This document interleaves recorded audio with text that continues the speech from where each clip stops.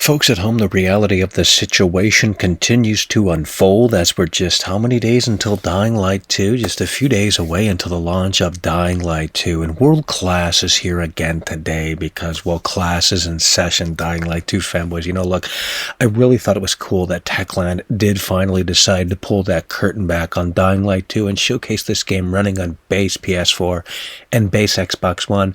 Very seldom do you see that, but did they really do so in a way that makes sense? Because now that I've had some time to let this teaser trailer, whatever you want to call it, gameplay video marinate, it's become quite apparent that, well, maybe this game isn't all that it's cracked up to be in terms of performance and so on and so forth. I know it's hard for you to believe, and it's hard for me to believe as well.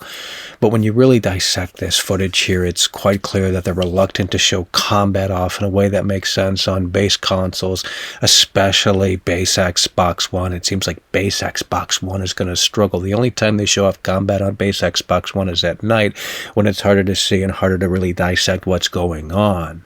And then in addition to that, you look at this little clip right here of it running on base PS4, and the frame rate is abysmal. Folks, this game is going to have some trouble. But the big question remains, is this game going to run like it shows here without the day one patch? Because if it doesn't, well, that's something that does need to be brought up. Because if what's mastered on the disc isn't indicative of what this is showing, then, well, that's quite unfair to those who might not have the best internet in the world. Right now, this MTV music video sizzle reel that they put together doesn't really showcase all that much, and it doesn't really seal the deal, especially the end of the footage. They show off uncut footage of base PS4, base Xbox One, but it's mostly the character just roaming throughout the rooftops with very little happening within the game.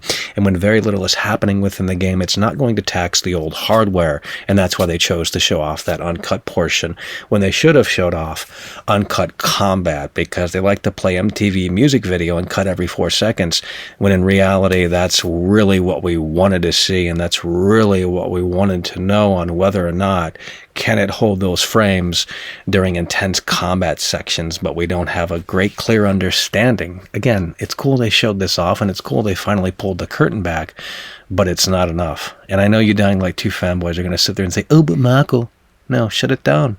It's over.